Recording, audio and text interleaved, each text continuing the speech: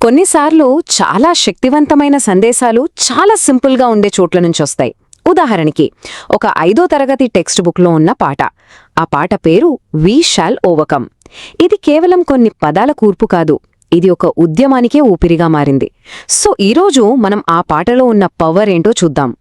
అవును, కొన్ని పాటలు జస్ట్ మ్యూజిక్ మాత్రమే కాదు, అవి ప్రామిసెస్.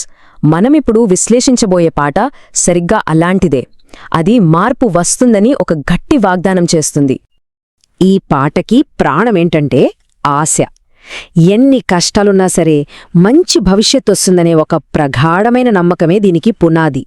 మరి ఆ నమ్మకం ఎక్కడ్నించొస్తుందో చూద్దాం. ఈ పదాలు ఎంత సింపుల్గా ఉన్నాయో చూడండి, కాని వీటిలో ఎంత పవర్ ఉందో. ఇది ఊరికే ఒక కోరిక కాదు. నా హృదయాంతరాలలో నేను నమ్ముతున్నాను అని చెప్పడమంటే అది ఒక అన్షేకబుల్ కాన్ఫిడెన్స్ అన్నమాట.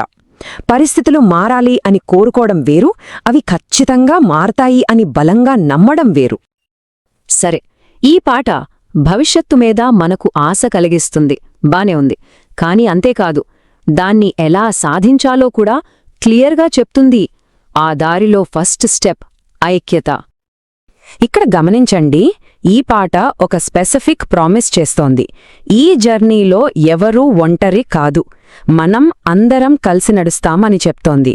అంటే మార్పు అనేది ఒక్కరి పోరాటంతో రాదు, అందరం కలిసికట్టుగా ప్రయత్నిస్తేనే వస్తుందని గుర్తు చేస్తోంది. సో ఇక్కడ పాయింట్ చాలా క్లియర్గా ఉంది కదా.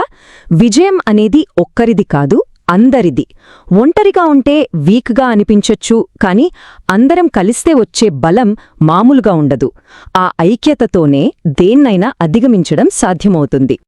ఇప్పుడు చూడండి, ఇక్కడ ఒక పవర్ఫుల్ షిఫ్ట్ జరుగుతోంది. ఇప్పటిదాకా ఏదో ఒక రోజు అన్న పాట ఇప్పుడు ఈ రోజు అంటోంది. అంటే ఫ్యూచర్లో వచ్చే హోప్ నుంచి ప్రెజెంట్లో చూపించే ధైర్యానికి షిఫ్ట్ అయింది. భయాన్ని గెలవడం రేపు కాదు, ఇప్పుడే, ఈ రోజే అని గట్టిగా ప్రకటిస్తోంది. ఇది మనకొక చాలా ముఖ్యమైన విషయాన్ని చెప్తుంది. భయాన్ని చూసి పారిపోవడం కాదు, దాన్ని ధైర్యంగా ఎదుర్కొన్నప్పుడే మనం గెలవగలం. అందుకే ఈ పాట కేవలం ఒక పాటలా మిగిలిపోలేదు, తరతరాలకు ధైర్యాన్నిచ్చే ఒక మంత్రంలా మారింది. సరే, ఈ పాటలో హోప్ ఉంది, యూనిటీ ఉంది, కరేజ్ ఉంది, అన్నీ బావున్నాయి. అసలు ఇంత గట్టి నమ్మకానికి ఇన్స్పిరేషన్ ఎవరు? ఇంత పవర్ఫుల్ మాటల వెనుక ఉన్న గొంతు ఎవరిది? ఆయనే ఒక ఉద్యమానికే గొంతుకగా మారిన మార్టిన్ లూథర్ కింగ్ జూనియర్. ఈ పాటలో చెప్పిన ఆశ, ఐక్యత, ధైర్యం లాంటి విషయాలు కేవలం మాటలు కాదు, అవన్నీ మార్టిన్ లూథర్ కింగ్ జూనియర్ జీవితంలో, ఆయన లీడర్షిప్లో మనకు కనిపిస్తాయి. మన టెక్స్ట్ బుక్లో చెప్పినట్టుగా మార్టిన్ లూథర్ కింగ్ జూనియర్ ఒక అమెరికన్ క్రిస్టియన్ మినిస్టర్ మరియు యాక్టివిస్ట్. ఆయన సివిల్ రైట్స్ మూవ్మెంట్లో ఒక పెద్ద లీడర్గా ఎదిగారు. ఆయన నాయకత్వంలోనే చేయి చేయి కలిపి నడవడం అనే మాటకు అస్సలైన మీనింగ్ వచ్చింది. సరే, ఇప్పుడు ఆయన పట్టుదల గురించి మాట్లాడుకుందాం. ఆయన జీవితంలోని కొన్ని ముఖ్యమైన సంఘటనలు చూస్తే ఈ పాటలో ఉన్న ప్రతి మాట ఆయన లైఫ్లో ఎలా రిఫ్లెక్ట్ అయిందో మనకర్థమవుతుంది. ఈ టైంలైన్ చూడండి, ఆయన ప్రయాణం ఎంత గొప్పదో తెలుస్తుంది. 1929లో పుట్టడం దగ్గర్నుంచి 1955లో ఉద్యమానికి నాయకత్వం వహించడం, 1964లో ప్రపంచ గుర్తింపు పొందడం, చివరికి 1968లో ఆయన హత్యకు గురయ్యే వరకు ఆయన జీవితం మొత్తం పట్టుదలకి, గెలవాలనే సంకల్పానికి ఒక ఉదాహరణలా నిలిచిపోయింది. ముఖ్యంగా 1964 సంవత్సరం గురించి చెప్పుకోవాలి. ఆయనకు నోబెల్ శాంతి బహుమతి లభించిన సంవత్సరం ఇది.